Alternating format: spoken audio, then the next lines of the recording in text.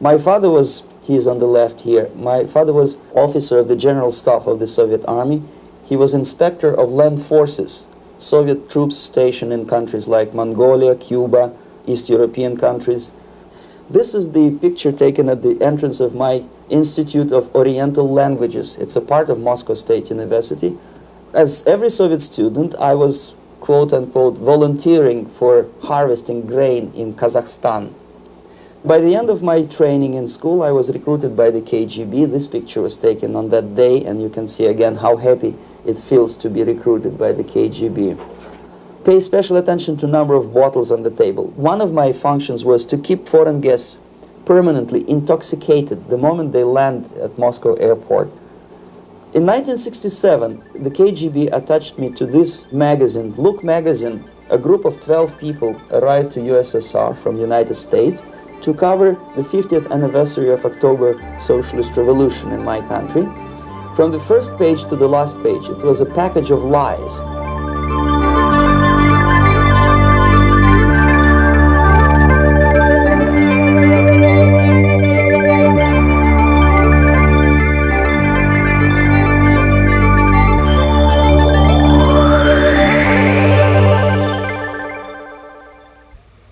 Our conversation is with Mr. Yuri Alexandrovich Bezmenov.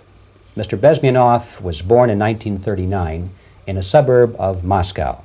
He was the son of a high-ranking Soviet Army officer. He was educated in the elite schools inside the Soviet Union and became an expert in Indian culture and Indian languages. He had an outstanding career with Novosti, which was the, and still is, I should say, the press arm or the press agency of the Soviet Union. It turns out that this is also a front for the KGB. One of his interesting assignments was to brainwash foreign diplomats when they visited Moscow.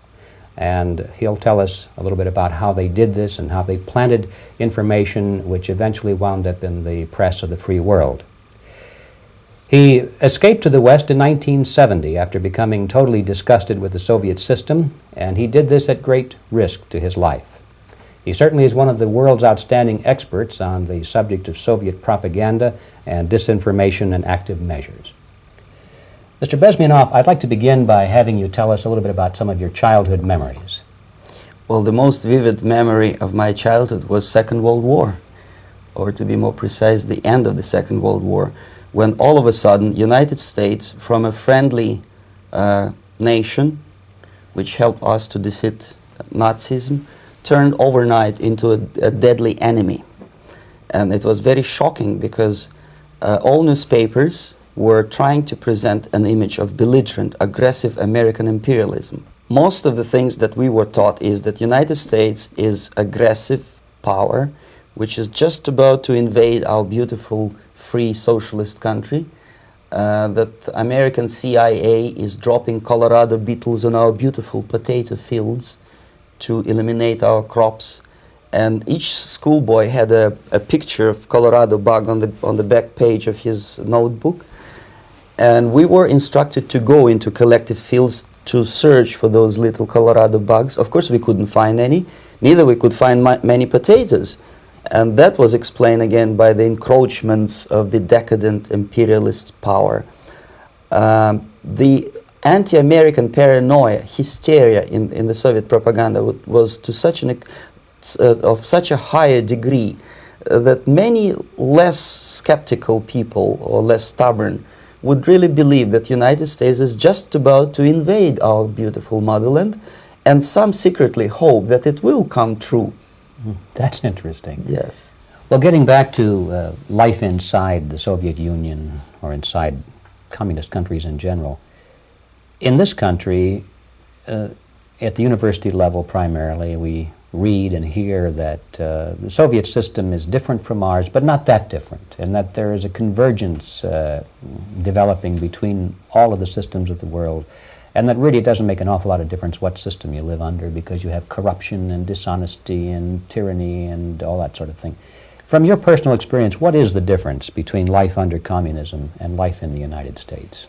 Well, life is obviously very much different for simple reason that the Soviet Union is a state capitalist economically. It's a state capitalism where an individual has absolutely no rights, no value, his life is nothing, it's just like an insect. He is disposable, whereby in the United States even the worst criminal is treated as a human being, he has a fair trial, and some of them capitalize on their crimes. They publish their memoirs in their prisons and get handsomely paid by your crazy publishers. The differences, of course, in the daily life are very various, depending on whom we are talking about. In my own private life, I never suffered from communism simply because I was brought up in a family of high-ranking military officer. Most of the doors were open for me. Most of my expenses were paid by the government, and I never had any troubles with the authorities or with the police. So, in other words, I would say I enjoyed, or I had good reasons to enjoy, all the advantages of so-called socialist system. Mm-hmm. My main motivations to defect had nothing to do with affluence. It was mainly moral indignation, moral protest, rebellion against the inhuman methods of the Soviet system. Well, specifically, what did you object to? I objected, first of all, against oppression of my own dissidents and intellectuals. And that was the most disgusting thing that I witnessed as a young man, young student, who was brought up at a very troublesome period in our history, from Stalin to Khrushchev, from total tyranny and oppression to some kind of liberalization. Second, when I started working for the Soviet embassy in India, to my horror, I discovered that we are millions times more oppressive than any colonial or imperialist power in the history of mankind. That my country brings to India not freedom, progress, and friendship between the nations, but racism, exploitation, and slavery, and of course economical inefficiency to this country. Since I fell in love with India, I developed something which by KGB standards is extremely dangerous thing. It's called split loyalty, when an agent likes a country of assignment more than his own country. I literally fell in love with this beautiful country, a country of great contrasts, but also great humility, great tolerance, and philosophical and intellectual freedoms. My ancestors used to live in caves and eat raw meat when India was a highly civilized nation 6,000 years ago. So obviously the choice was not to the advantage of my own nation. I decided to defect and to entirely dissociate myself from that brutal regime. Mr. Bezmenov, we've read a lot about the concentration camps and the slave labor camps under the Stalin regime. Now the general impression in America is that those things are part of the past. Are they still going on today, or what is the status? Yes.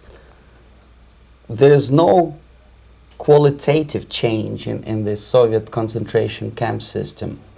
There are changes in numbers of prisoners. Again, this is unreliable Soviet statistics. We don't know how many political prisoners are there in the Soviet concentration camps. But we sure know from various sources that at each particular time there are close to 25 to 30 million of Soviet citizens who are virtually kept as slaves in forced labor camp system. The size of population of a country like Canada is serving terms as prisoners. Incredible. So I would say that those intellectuals who try to convince American public that concentration camp system is a thing of a past are either conscientiously misleading public opinion, or they are not very intellectual people. They're selectively blind. They lack intellectual honesty when they say that. Well, we've spoken about the intellectuals in this country and also the intellectuals in the Soviet Union. What about down at the broad mass level? Do the people in general, the working people, the workers in general in the Soviet Union, do they support the system? Do they tolerate it? What is their attitude? Well, average Soviet citizen, if there is such an animal, of course, does not like the system because it hurts, it kills. he may not understand the reasons. He may not have enough information or educational background to understand. But I doubt very much there are many people who are conscientiously supporting the Soviet system. There are not such people in USSR. Even those who have all the reasons to enjoy socialism, people like myself, who were a member of journalistic elite, they also hate the system for different reasons, though. Not because they lack material affluence, but because they are unfree to think, they are in constant fear, duplicity, split personality. And this is the greatest tragedy for my nation. Well, what do you think are the chances of the people actually overcoming their system or replacing it? There is a great possibility that system will sooner or later be destroyed from within. There is a self-destructive mechanism built into any socialist or communist or fascist system, because there is lack of feedback, because the system does not rely upon loyalty of population. But until this Soviet junta is being supported by the Western so-called imperialists, that is, multinational companies, establishments, governments, and let's face it, intellectuals, so-called academia in the United States is famous for supporting the Soviet system. As long as the Soviet junta will keep on receiving credits, money, technology, grain deals, and political recognition from all these traitors of democracy or freedom, there is no hope, there is not much hope for changes in my country, and the system will not collapse by itself simply because it's being nourished by so-called American imperialism. This is the greatest paradox in history of mankind, when capitalist world supports and actively nourishes its own destructor. I think you're trying to tell us something. Oh, in yes. This country. Mm-hmm. I'm trying to tell you that it has to be stopped unless you want to end up in Gulag system and enjoy all the advantages of socialist equality, working for free, catching fleas on your body, sleeping on the planks of plywood in Alaska this time, I guess. Mm-hmm. That's where Americans will belong, unless they will wake up, of course, and force their government to stop aiding Soviet fascism. Mm-hmm. Well, you told us a moment ago why you left the system. I'd like to hear the details of how you did it. It must have been a very dangerous thing. It was not so dangerous, it was crazy. First of all, because defecting in India is virtually impossible, thanks to very strong pressure from the Soviet government. Excuse me, you were in India on assignment at that time? Yes, I was working for the Soviet embassy in New Delhi as a press officer. Mm-hmm. And defecting for a Soviet diplomat is next to impossible. It's a suicide, as I said, because a great friend Indira Gandhi pushed a law through parliament which says, and I quote, "No defector from any country has a right of political asylum in any embassy on the territory of Indian Republic," which is a masterpiece of hypocrisy. No other defector but a Soviet one needs a political asylum. So, knowing that perfectly well, I planned a craziest possible way to defect. I studied counterculture in India. There were thousands of young American boys and girls with no shoes, long hair, smoking hash and marijuana, studying sometimes Indian philosophy, sometimes simply pretending that they study. And they greatly annoyed Indian police, and they were laughing stock of Indians because obviously they were good-for-nothing students. I studied carefully where they congregate, what routes they travel, what language they speak, what do they smoke. And one day I simply joined a group of hippies to avoid detection of Indian police. I was dressed as a typical hippie with blue jeans, long camise shirts with all kind of nice decorations like beads, long hairs. I bought a wig because for several weeks I had to turn myself from a conservative Soviet diplomat into a very progressive American hippie.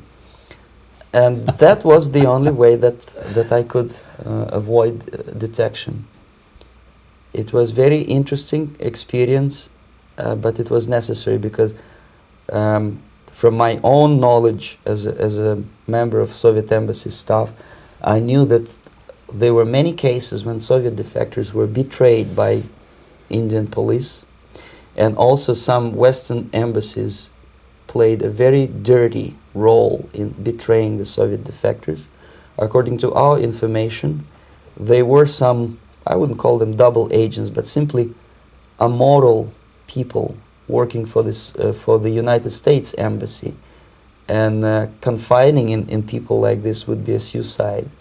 So I had to be extremely careful. I could not trust anyone, and that was the reason for such a crazy way to defect. Well, had you been caught in the act of trying to get out, what would have happened to you?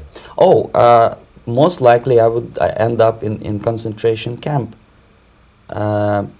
or depending on the situation and on the whim of some bureaucrat in KGB, maybe even executed. This is normal practice, quietly, of course, not publicly. But that would be the end of my defection, of course. Well, when did you finally make it to the United States? In 1970, after about 6 months of debriefing in Athens by the CIA, and I presume FBI too, they let me go first to Germany, then to Canada. That was my decision. I had to change my identity to protect my family and my friends in USSR. And also I was a little bit paranoid, knowing that both Soviet KGB and probably some double agents within the American system may be after me. So I wanted to settle down as far away as possible. I requested CIA to give me some kind of new identity and just let me go on my own. And I settled in Canada. I was a student. I changed many professions, from farm help and laundry truck driver to language instructor and broadcaster for Canadian Broadcasting Corporations in Montreal. Well, have you had any threats on your life or any yes. unpleasant In about 5 years, KGB eventually discovered that I am working for Canadian Broadcasting. I made a very big mistake. I started working for overseas service of CBC, which is similar to Voice of America, in Russian language. And of course, monitoring service in USSR picked up every new voice. Every new announcer they would make it a point to discover who he is. And in 5 years, sure enough, slowly but surely, they discovered that I am not Thomas Schumann, that I am Yuri Alexandrovich Bezmenov, and that I am working for Canadian Broadcasting, and undermining beautiful détente between Canada and USSR. And the Soviet ambassador Alexander Yakovlev made it his personal effort to discredit me. He complained to Pierre Trudeau, who is known to be a little bit soft on socialism. And the management of CBC behaved in a very strange, cowardly way, unbecoming to representatives of an independent country like Canada. They listened to every suggestion that Soviet ambassador gave, and they started shameful investigation, analyzing content of my broadcasts to USSR. And sure enough, they discovered that some of my statements were probably would be offending to the Soviet Politburo. So I had to leave my job. And of course, subtle intimidations. They would say something like, please cross the street carefully because, you know, traffic is very heavy in Quebec. And fortunately, I know about the psychology and the logic of activity of the KGB, and I never allowed myself to be intimidated. This is the worst thing. This is what they expect a person, a defector, to be intimidated. Once they spot that you are scared, they keep on developing that line And then eventually you either have to give up entirely and work for them, or they neutralize you. They would definitely stop all kind of political activity, which they failed to do in my case, because I was stubbornly working for the Canadian Broadcasting. And in response to their intimidations, I said that, look, this is a free country, and I am as free as you are. And I also can drive very fast. And gun control is not yet established in Canada, so I had a couple of good shotguns in my basement. So welcome to visit me someday with your Kalashnikov's machine guns. So obviously it didn't work. Intimidation didn't work. So they tried different approach, as I described. They approached on the highest level, on the level of Canadian bureaucracy. And on that level they were successful. On that level they were successful. On individual level they failed flat.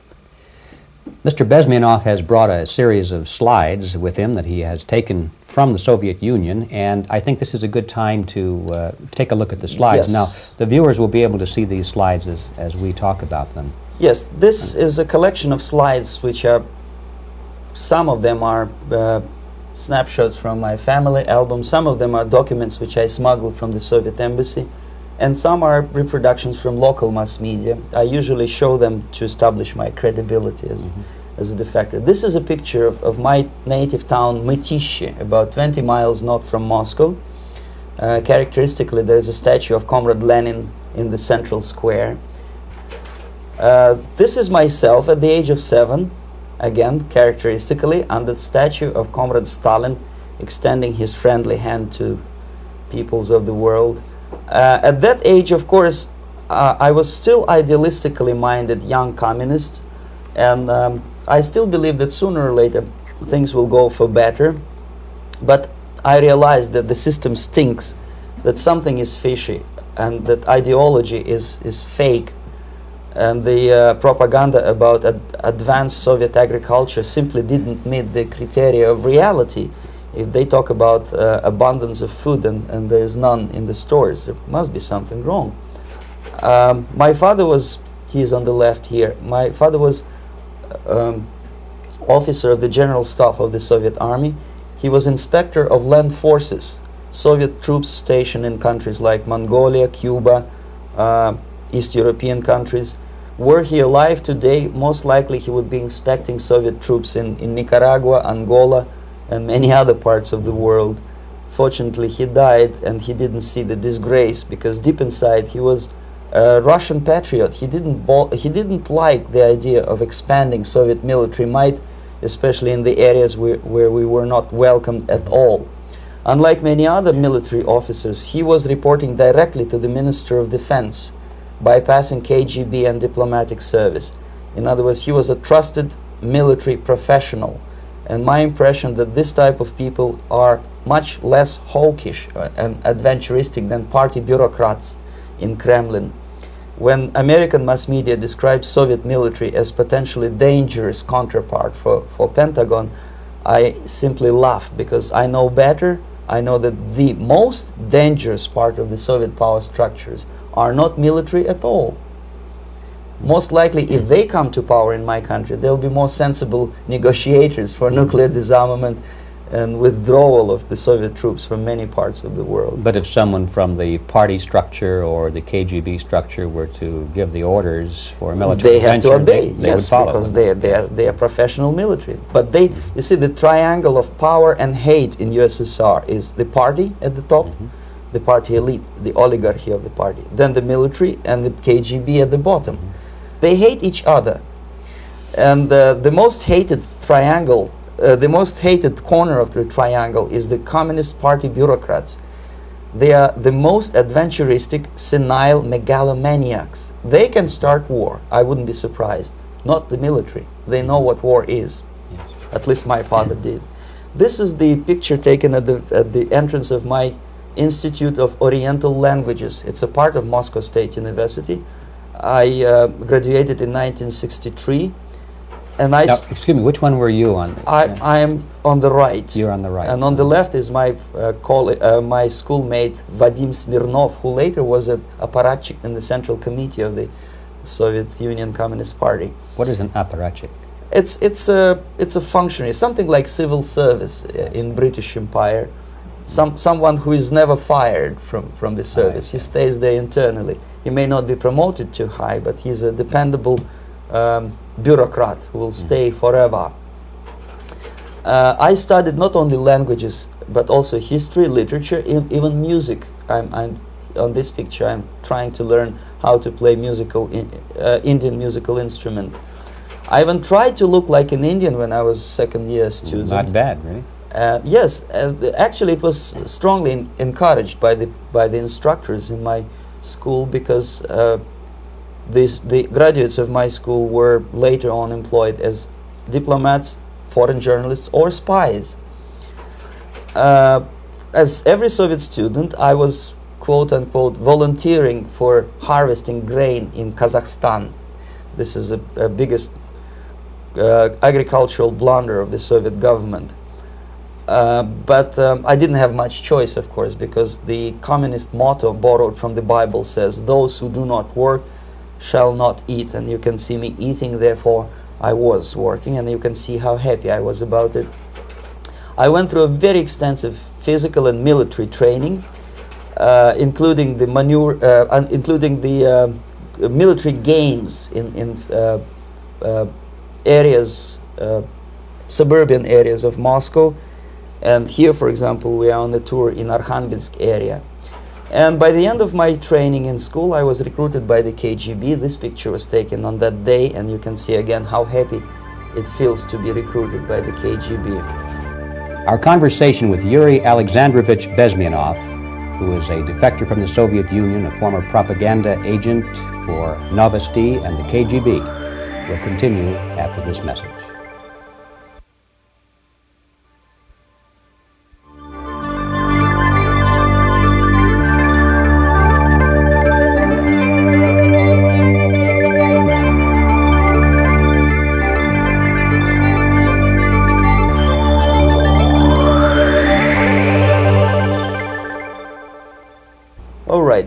As every student in USSR, I went through very extensive physical and military training and civil defense training too. Unlike in the United States, where civil defense is virtually non-existent, zero. In USSR, every student, whatever his major subject, has to go through very extensive 4-year military and civil defense training. You can see me here with a group of students during one of the war games near Moscow. The main idea, of course, is to prepare a huge reserve army of the USSR. Each student has to graduate as a junior lieutenant. In my case, it was administrative and military intelligence service. My first assignment was to India as a translator with the Soviet Economical Aid Group, building refinery complexes in Bihar state and Gujarat state. At that time, I was still naively, idealistically believing that what I was doing contributes to the understanding and cooperation between the nations. It took me quite a number of years to realize that what we were bringing to India was a new type of colonialism, 1,000 times more oppressive and exploitative than any colonialism or imperialism in history of mankind. But at that time, I was still hoping that, well, maybe it's not that bad, could be worse, and things may go for better. And I even tried to implement the beautiful Marxist motto, "Proletarians of all the countries unite." I tried to unite with the nice Indian girl, and I was fascinated by Indian culture, by the family life in this country. But obviously, Communist Party had different plans for my genes, so I had to marry this beautiful Russian girl. In the span of my career, I married 3 times. Most of these marriages were marriages of convenience, on advice from the Department of Personnel. This is normal practice in USSR. When a Soviet citizen is assigned to a foreign job, he has to be married, either to keep family in USSR as hostages, or, if it's a convenience marriage like mine, so that the husband and wife are virtually informers on each other to prevent defection or contamination by decadent imperialist or capitalist ideas. In my case, I hated that girl so much that the moment I landed in Moscow, we were divorced, and I married later, second time. By the end of my first assignment in India, I was promoted to the position of public relation officer. You can see me here translating a speech by a Soviet boss. And you're on the right. I'm on the right here, yes. And it was, the occasion was commissioning of the refinery complex in Bihar, Barauni.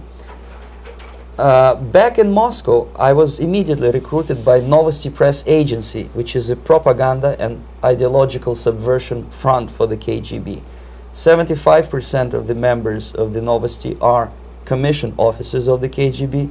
The other 25 are, like myself, co-opted agents who are assigned to specific operations. In this particular case, you can see me talking to students of Lumumba Friendship University in Moscow. This is a huge school under the direct control of the KGB and Central Committee, where future leaders of the so-called national liberation movements are being educated and selected carefully.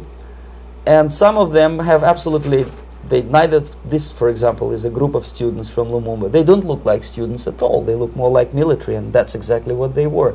They were dispatched back to their countries to be leaders of the so-called national liberation movements, or to be translated into normal human language, leaders of international terrorist groups.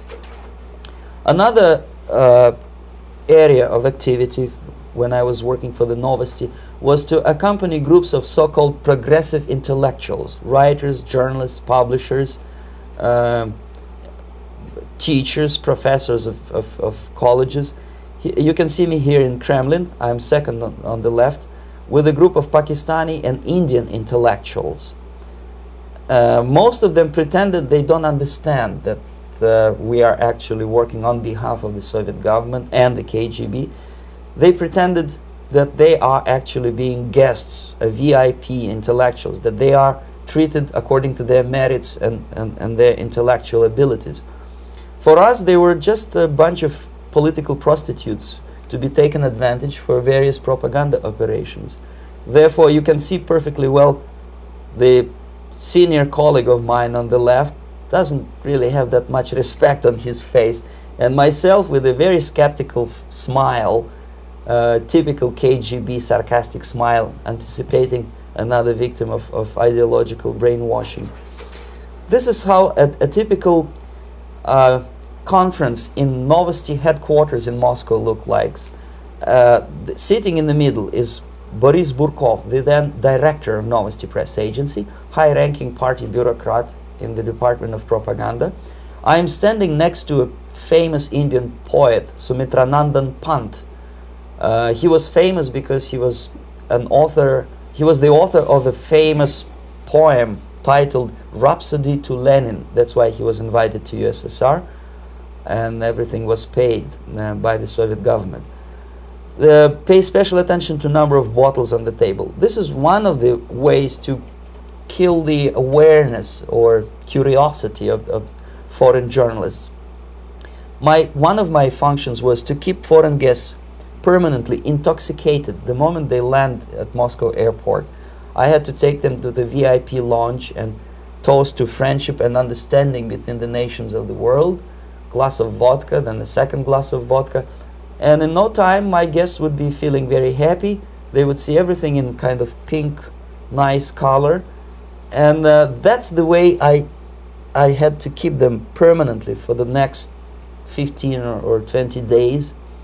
At certain point in time, I had to withdraw alcohol from them so that some of them who are the most recruitable would feel a little bit shaky, guilty, trying to remember what they were talking last night. That's the time to approach them with all kind of nonsense, such as joint communique or statement for Soviet propaganda. That's the time they are the most flexible. And of course, what they didn't understand, they didn't realize or pretended not to realize, that myself, who was drinking together with them, was not drinking at all. I had ways to get rid of alcohol through various techniques, including special pills which were given to me by my colleagues. But they were taking it seriously. In other words, they would consume quite a large volumes of alcohol and feel quite uneasy next morning. In 1967, the KGB attached me to this magazine, Look magazine. A group of 12 people arrived to USSR from United States to cover the 50th anniversary of October Socialist Revolution in my country. From the first page to the last page, it was a package of lies, propaganda cliché, which were presented to American readers as opinions and deductions of American journalists. Nothing could be far from truth. These were not opinions. They were not opinions at all. They were the clichés which the Soviet propaganda wants American public to think that they think. If it does make any sense at all. It sure does, because from the viewpoint of the Soviet propaganda, although there are some subtle criticisms of the Soviet system, the basic message is that Russia today is a nice, functioning, efficient system supported by majority of population. That's the biggest lie. And of course, American intellectuals and journalists from Look magazine elaborated on that untruth in various different ways. They intellectualized that lie. They found all kinds of justifications for telling lies to American public. Excuse me, it was partly your job to make sure that they got these ideas, yes, and accepted them as their own ideas. Right. Actually, even before they arrived to USSR, and they paid astronomical sum of money for that visit, they were submitted, this Novosti Press Agency developed so-called backgrounders, 20-25 pages of information and opinions which were presented to the journalists even before they bought their tickets to Moscow. They had to analyze the situation, and judging on their reaction to that backgrounder, the local Novosti representative or local Soviet diplomat in Washington, D.C. would assess whether they be given visa to USSR or not. So but they were selected ahead of time. Oh yes, they were pre-selected very carefully, and there is not much chance for honest journalists to arrive to USSR and to stay there for 1 year and to bring this package of lies back home. This, for example, is a centerfold of the Look magazine. They presented this monument erected by Communist Party in Stalingrad as the symbol, personification of Russian military might. And they said in the article, which is published on the site, that Soviets are very proud of the victory in the Second World War. This is another big myth, a lie. No sensible people would be proud to lose 20 millions of their countrymen in a war which was started by Genoese Hitler and Comrade Stalin and paid by American multinationals. Most of the Soviet citizens look at this type of monuments with disgust and sorrow, because every family lost father, brother, sister, or child in the Second World War. Yet American journalists who were trying to appease, to please their hosts, presented this picture on the centerfold as the symbol and personification of Soviet national, they call it Russian national spirit. And it was greatest misconception and a very tragic misunderstanding. Of course, Look magazine was not distributed in USSR. The main audience was in United States. But I presume that many Americans, millions of Americans who were reading Look magazine at that time, had absolutely wrong idea about the sentiments of my nation, about what the Soviets are proud of and what they hate. This is a group, you see the same lady with the sword in Stalingrad. This is the group of journalists. Myself is in the center with the same devilish smile. And Mr. Philip Harrington is on the extreme left there with his camera.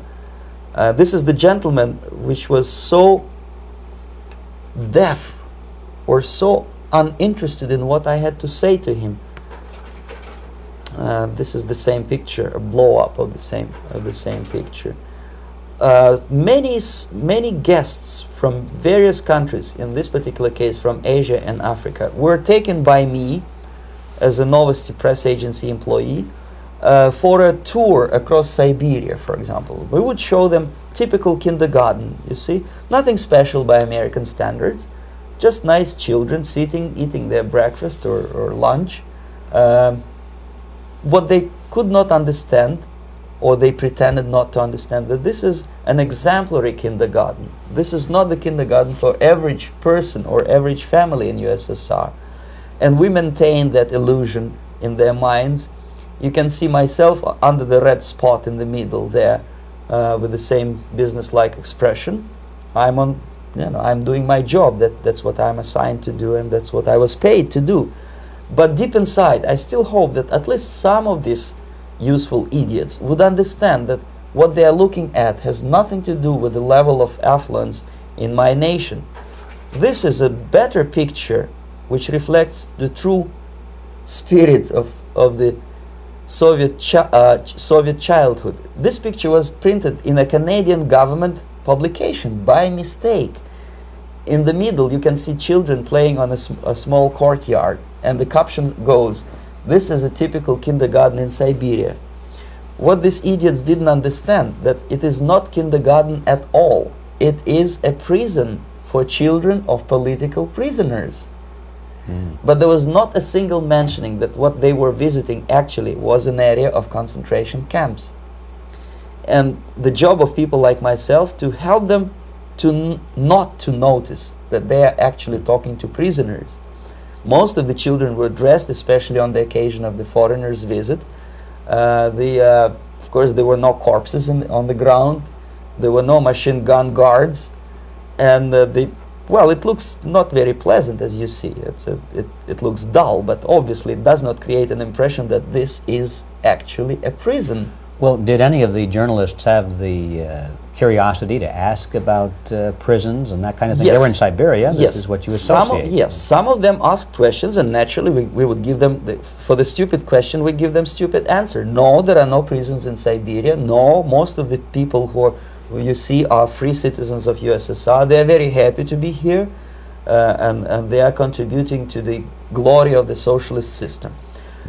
Some of them pretended that they believe what I was telling them, and most of them, we may discuss it later, what are the motivations of these people? Why would they stubbornly bring lies to their own population through their own mass media? I have various answers to this. There is not a single explanation. It's a complex of explanations. It's fear, pure biological fear. They understand that they are on the territory of an enemy state, a police state. And just to save their rotten skins and their miserable jobs, their affluence back home, they would prefer to tell a lie than to ask truthful questions and report truthful information. Second, most of these schmucks were afraid to lose their jobs, because obviously if you tell truth about my country, you will not last long as a correspondent of New York Times or Los Angeles Times. They will fire you. What kind of correspondent are you? You obviously cannot find common language with Russians if they kick you out in 24 hours. So just by trying to be conformist to their own editorial bosses, they tried not to offend the sentiments of the Soviet administrators and people like myself.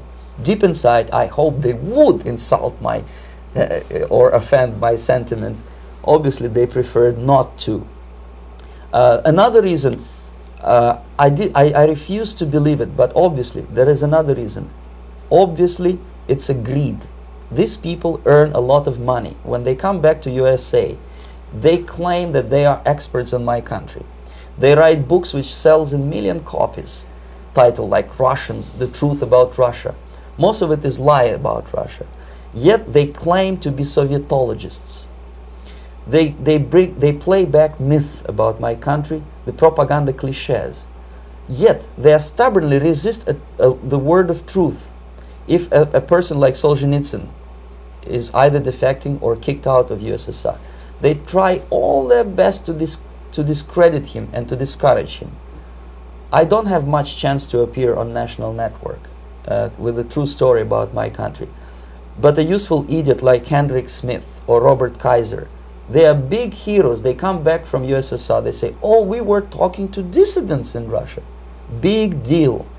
Soviet dissidents are chasing American correspondents in the streets, and they are cowardly escaping from these contacts. For some strange reason, if you want to know more about Spain, you refer to Spanish writers. If you want to learn more about French, you read French writers. Even about Antarctica, I bet you would read Penguins. Only about the Soviet Union, for some strange reason, you read Hendricks and Schmendricks and all kind of Kissingers, because they claim that they know more about my country. They know nothing, or next to nothing, or they pretend that they know more than they actually do. I would say they are dishonest people who lack integrity and common sense and intellectual honesty. They bring back all kind of stories like that. A kindergarten in Siberia. Omitting the most important fact, it's a prison for children of political prisoners. Another greatest example of monumental idiocy of American politicians. Edward Kennedy was in Moscow, and he thought that he is a popular, charismatic American politician who is easygoing, who can smile, dance at the wedding in Russian Palace of Marriages. What he did not understand, or maybe he pretended not to understand, that actually he was being taken for a ride. This is a staged wedding, especially to impress foreign media or useful idiots like Ed Kennedy. Most of the guests there, they had security clearance, and they were instructed what to say to foreigners. This is exactly what I was doing. You can see me in the same damn wedding palace in Moscow where Ed Kennedy was dancing here. You see, smiling. He thinks he's very smart. From the viewpoint of Russian citizens who observe this idiocy, he's narrow-minded, egocentrical idiot who tries to earn his own popularity through participation in propaganda farces like this. Here you can see myself. On the right, again, exemplary Soviet bride. On the left, 3 journalists from various countries, Asia, Africa, and Latin America. Obviously, they enjoying the situation. They will go back home and write the reports. We were present on a regular Soviet wedding. They were not present on a regular Soviet wedding. They were present, they were parts of a farce, of a circus performance. Another thing which I had to sometimes risking my life to explain to foreigners. Time magazine, for example, is very critical of South African racist regime. The whole article was dedicated to the shameful internal passport system where blacks are not allowing to live with whites. For some strange reason, for the last 14 years since my defection, nobody wanted to pay attention to my passport. This is my passport. It also shows my nationality, and it has a police rubber stamp, which is called propiska in Russian language, which assigns me to a certain area of residence. I cannot leave that area, same way as this black man cannot leave the area in South Africa. Yet we call South African government racist regime. Not a single Jane Schmonda or Fonda is brave enough, courageous enough to come to media and say, look, this is what happens in USSR. I send a copy of my passport to many American liberals and civil rights defenders and all the other useful idiots. They never bothered to answer me back. This shows what kind of integrity, what kind of honesty these people are. They are a bunch of hypocrites because they don't want to recognize a good example of racism in my country. This is the first stage of befriending a professor. You can see myself on the left with the same James Bond smile. On the right is my KGB supervisor, Comrade Leonid Mitrokhin, and in the middle a professor of political science in Delhi University. The next stage would be to invite him to a gathering of Indo-Soviet Friendship Society. There he is sitting next to his wife before he is being sent to USSR for free trip. Everything is paid by the Soviet government. He was made to believe that he is invited to USSR because he is a talented, sober-thinking intellectual. Absolutely false. He is invited because he is a useful idiot, because he would agree and subscribe to most of the Soviet propaganda cliché. And when he is coming back to his own country, he is going for years and years to teach the beauties of Soviet socialism, newer and newer generations of his students, thus promoting the Soviet propaganda line. The KGB was even curious about this gentleman. It may look innocent. Maharishi Mahesh Yogi, a great spiritual leader, or maybe a great charlatan and crook, depending on from which side you are looking at him. Beatles were trained at his ashram in Hardwar in India how to meditate. Mia Farrow and other useful idiots from Hollywood visited his school, and they returned back to United States absolutely zonked out of their minds with marijuana, hashish, and crazy ideas of meditation.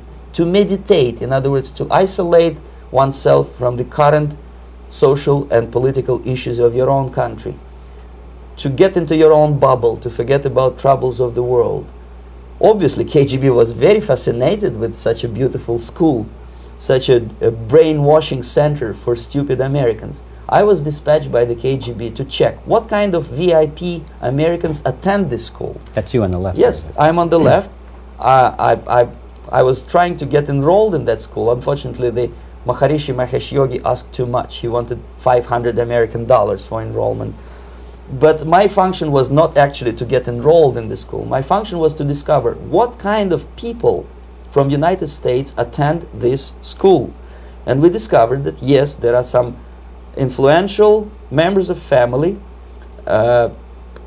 public opinion makers of United States who come back with the crazy stories about Indian philosophy. Indians themselves look upon them as idiots, useful idiots. To say nothing about KGB, who looked at them as extremely naive, misguided people.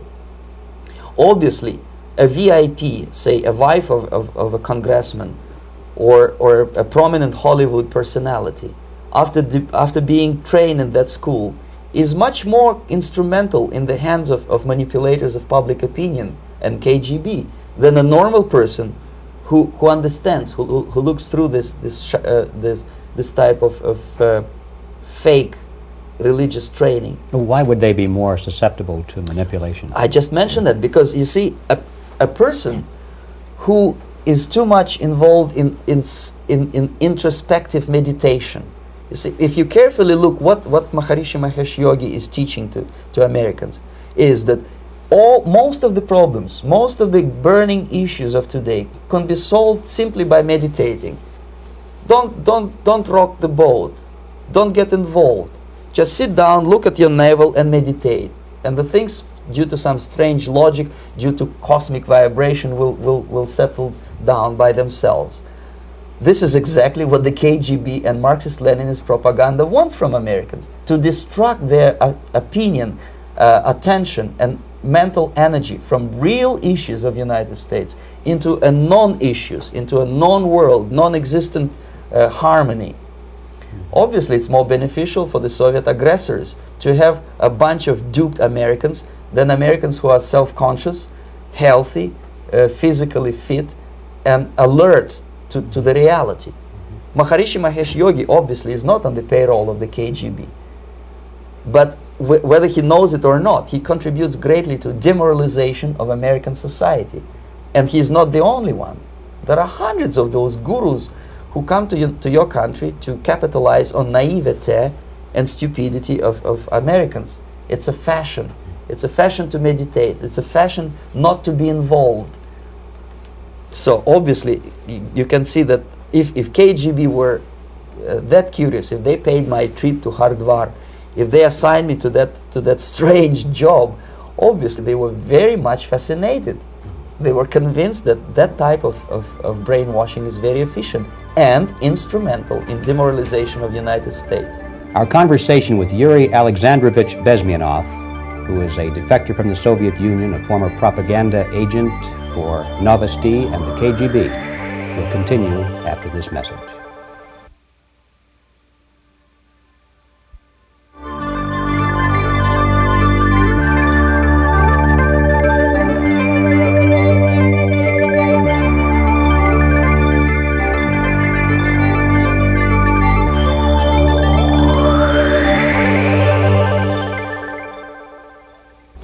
This picture shows the part of the building of USSR embassy, and my supervisors. On the left is Comrade Mehdi, an Indian communist, and on the right, Comrade Mitrokhin, my supervisors in the secret department of research and counter-propaganda.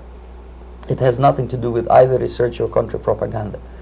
Most of the activity of that department was to compile huge volume of information on individuals who were instrumental in creating public opinion. Publishers, editors, journalists, actors, educationalists, professors of political science, members of parliament, representatives of business circles. Most of these people were divided roughly in two groups. Those who would toe the Soviet foreign policy, they would be promoted to the positions of power through media and public opinion manipulation. Those who refused the Soviet influence in their own country would be character assassinated or executed physically come revolution. Same way as in the small town of Hue in South Vietnam, several thousands of Vietnamese were executed in one night when the city was captured by Viet Cong for only 2 days. And American CIA could never figure out how could possibly communists know each individual, where he lives, where to get him, and would be arrested in one night, basically in some 4 hours before dawn, put on a van, taken out of the city limits and shot. The answer is very simple. Long before communists occupied the city, there was extensive network of informers, local Vietnamese citizens, who knew absolutely everything about people who are instrumental in public opinion, including barbers and taxi drivers. Everyone who was sympathetic to the United States was executed. Same thing was done under the guidance of the Soviet embassy in Hanoi, and same thing I was doing in New Delhi. To my horror, I discovered that in the files where people were doomed to execution, there were names of pro-Soviet journalists with whom I was personally friendly. Pro-Soviet? Yes. They were idealistically minded leftists who made several visits to USSR, and yet the KGB decided that come revolution or drastic changes in political structure of India, they will have to go. Why is that? Because they know too much.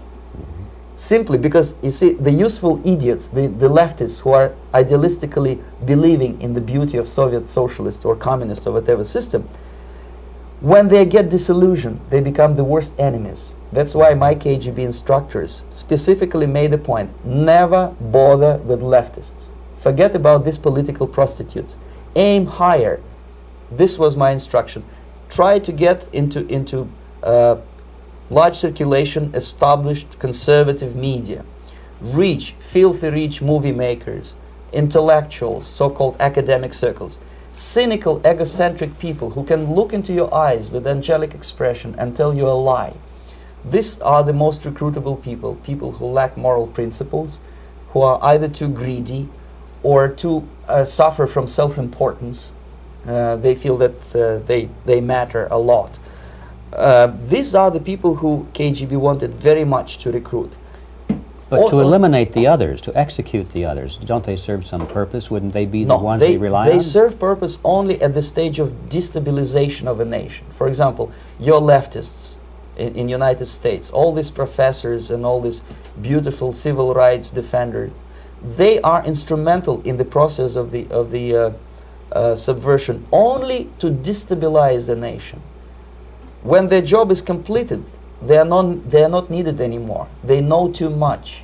Some of them, when they get disillusioned, when they see that Marxist-Leninists come to power, obviously they get offended. They think that they will come to power. That will never happen, of course. They will be lined up against the wall and shot.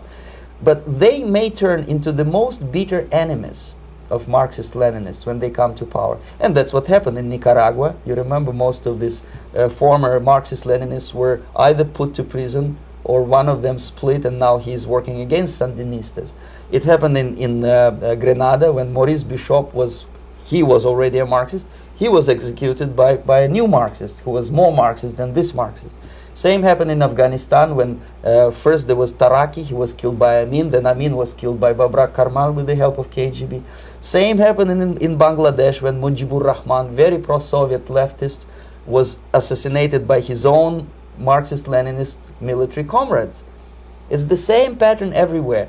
The moment they serve their purpose, all the useful idiots are either be executed entirely, all the idealistically minded Marxists, or exiled or put in prisons, like in Cuba. Many former Marxists are in Cuba, in prison.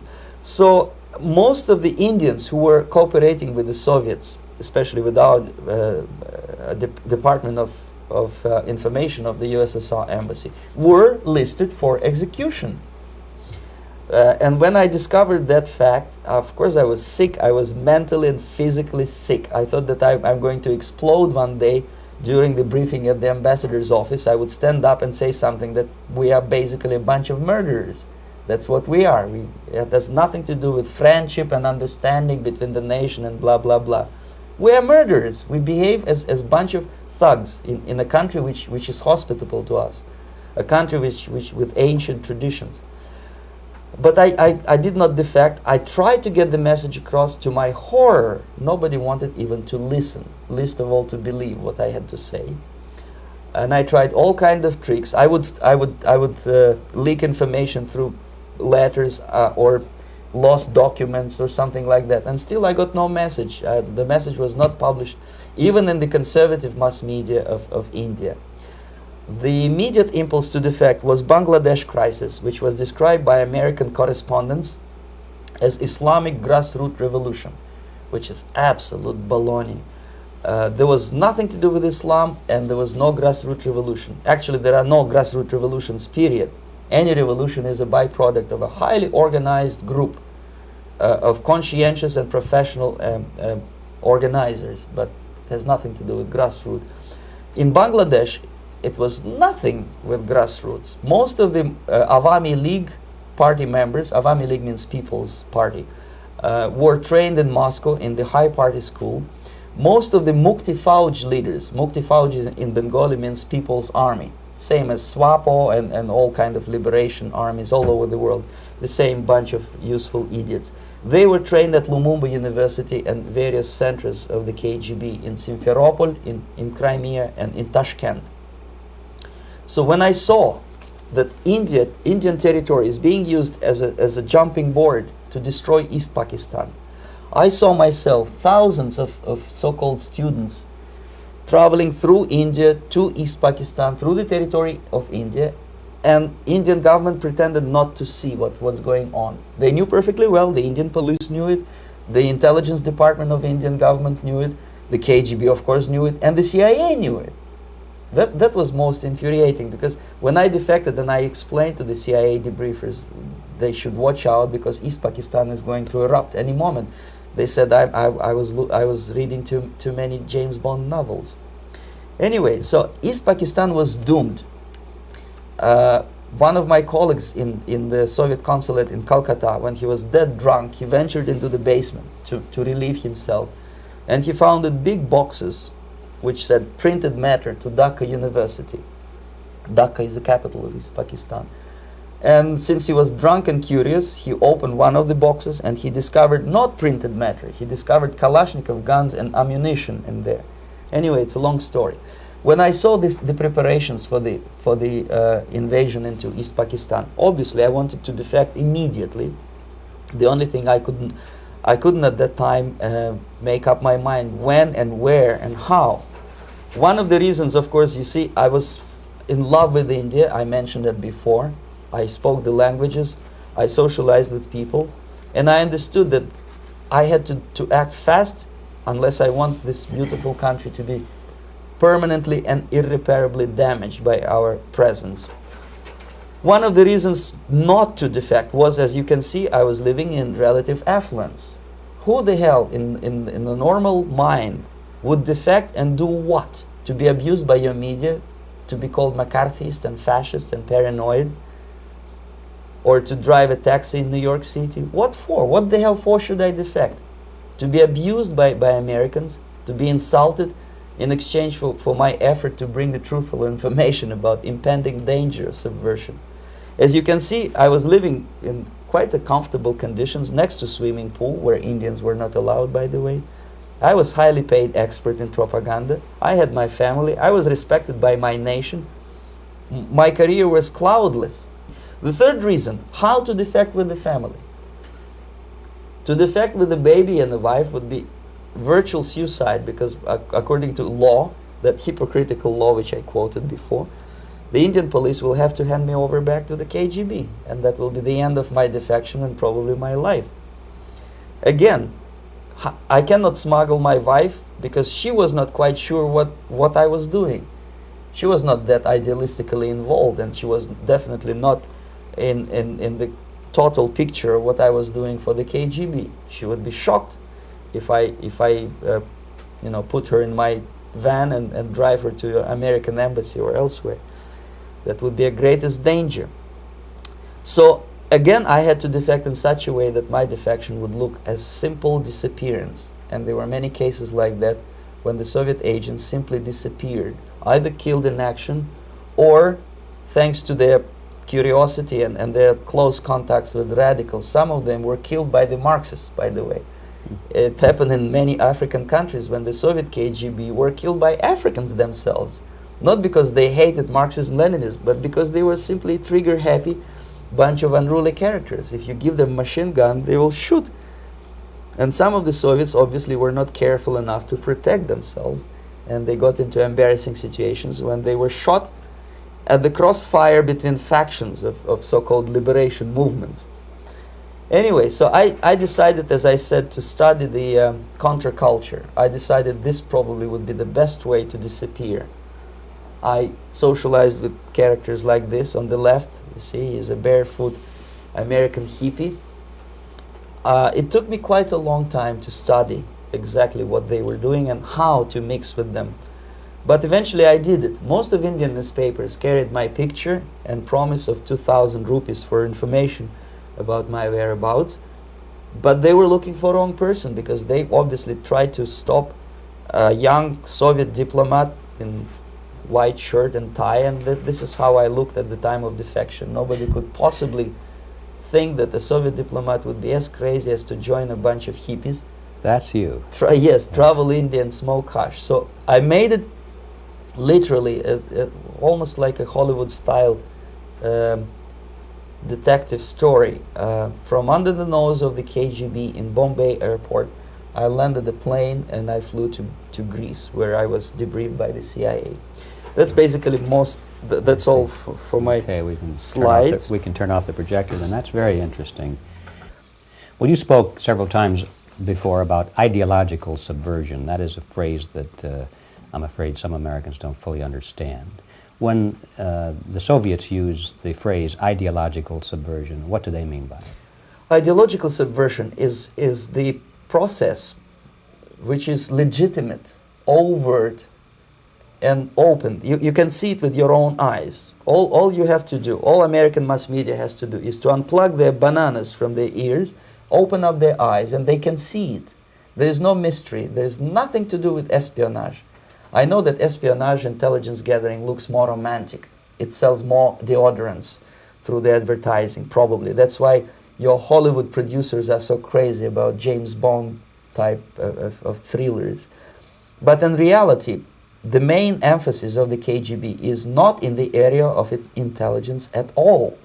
According to my opinion and opinion of many defectors of my caliber, only about 15% of time, money, and manpower is spent on espionage as such. The other 85% is a slow process which we call either ideological subversion or active measures, активные мероприятия in the language of the KGB, or psychological warfare.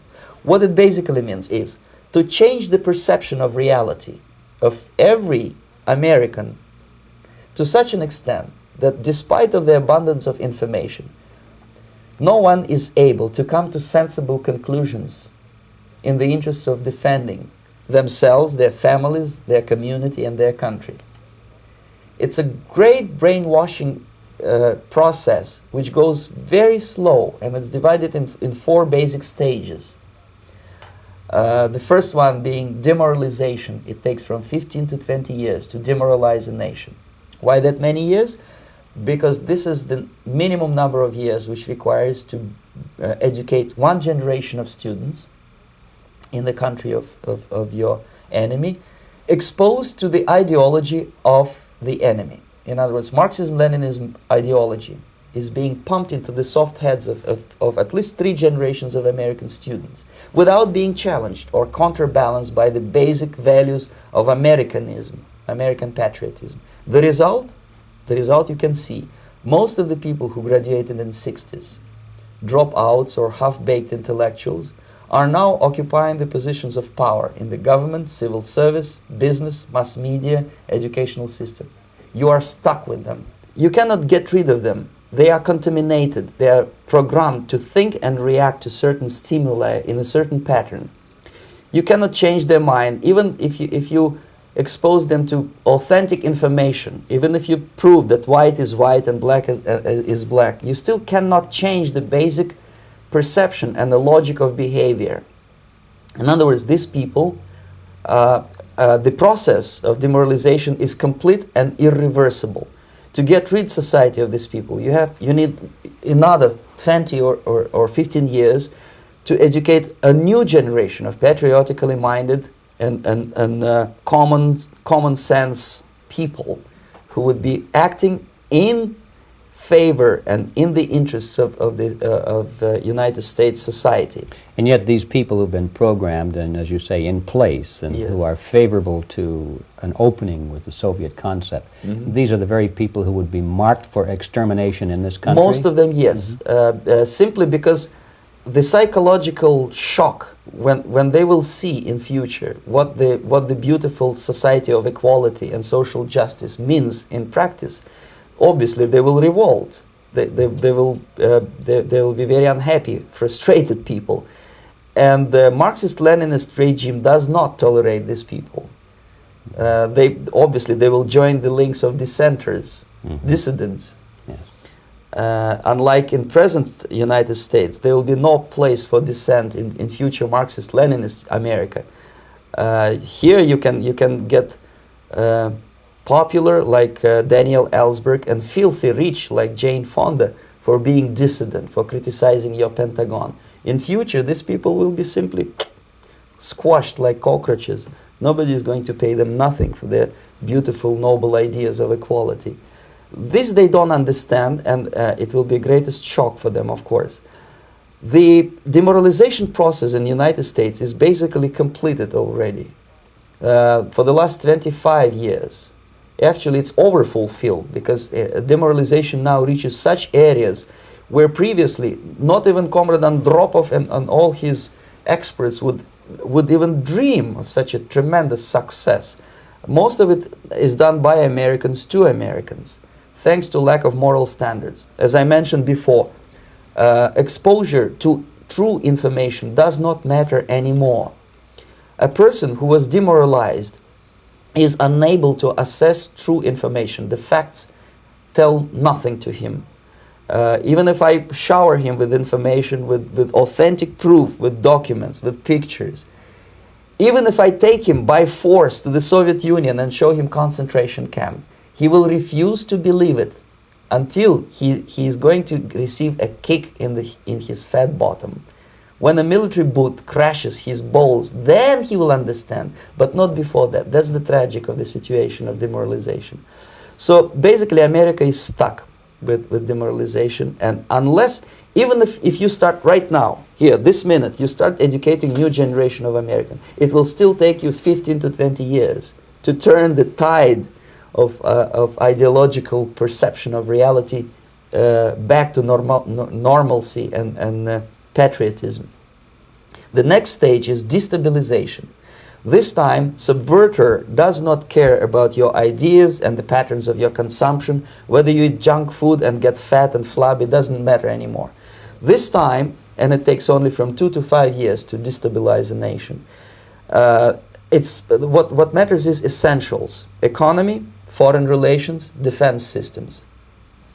And you can see it quite clearly that in some areas, in such sensitive areas as defense and economy, the influence of Marxist-Leninist ideas in the United States is absolutely fantastic. I could never believe it 14 years ago when I landed in this part of the world that the process will go that fast.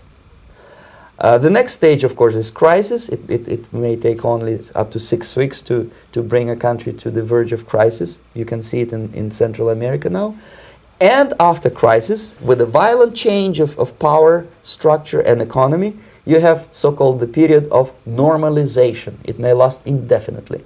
Normalization is a cynical expression borrowed from Soviet propaganda. When the Soviet tanks moved into Czechoslovakia in '68, Comrade Brezhnev said, "Now the situation in brotherly Czechoslovakia is normalized."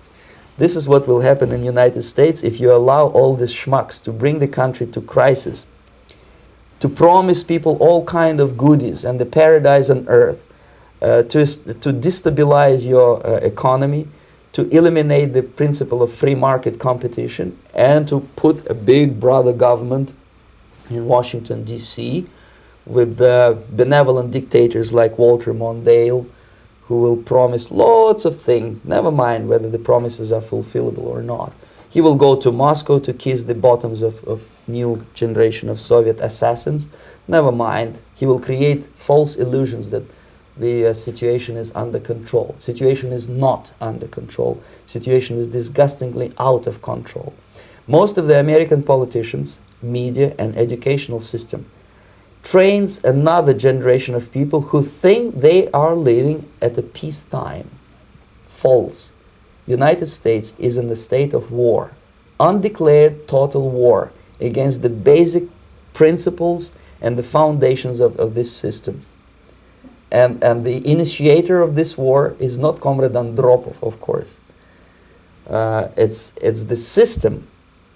However ridiculous it may sound, the world communist system or the world communist conspiracy, whether I scare some people or not, I don't give a hoot. If you are not scared by now, nothing can scare you. But you don't have to be paranoid about it. What actually happens now, that unlike myself, you have literally several years to live on unless the United States wake up. The time bomb is ticking. With every second, the disaster is coming closer and closer. Unlike myself, you will have nowhere to defect to, unless you want to live in Antarctica with penguins. This is it. This is the last country of freedom and possibility. Okay, so what do we do? What is your recommendation to the American people? Well, the immediate thing that comes to my mind is, of course, there must be a very strong national effort to educate people in the spirit of real patriotism, number one. Number two, to explain them the real danger of socialist, communist, whatever, welfare state, big brother government. If people will fail to grasp the impending danger of that development, nothing ever can help United States. You may kiss goodbye to your freedom, including freedoms to homosexuals, to prison inmate. All this freedom will vanish, evaporate in 5 seconds, including your precious lives.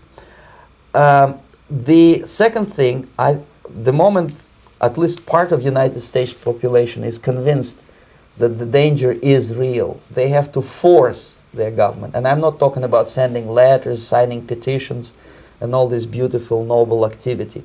I'm talking about forcing United States government to stop aiding communism. Because there is no other problem more burning and urgent than to stop the Soviet military-industrial complex from destroying whatever is left of the free world. And it is very easy to do.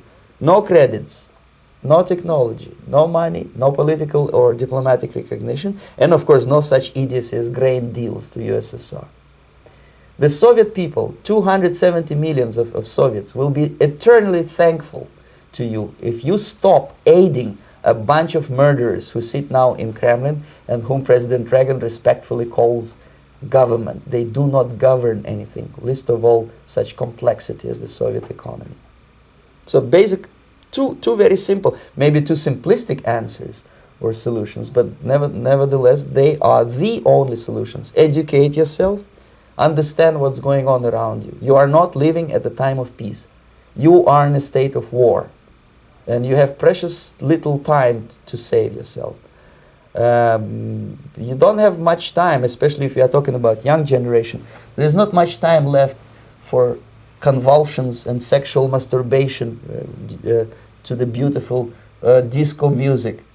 Very soon it will go, just overnight. If we are talking about capitalists or wealthy businessmen, I think they are selling the rope on which they will hang very soon.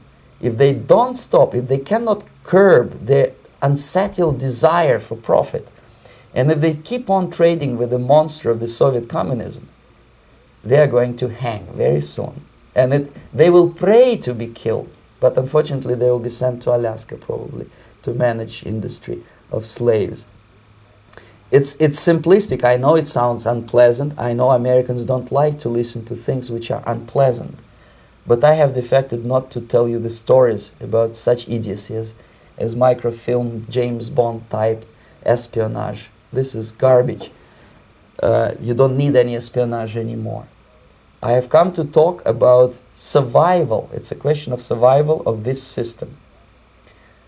You may ask me, what is it in for me? Survival, obviously, because unlike, as I said, I am now in your boat. If we sing together, we'll sing beautifully together. There is no other place on this planet to defect to.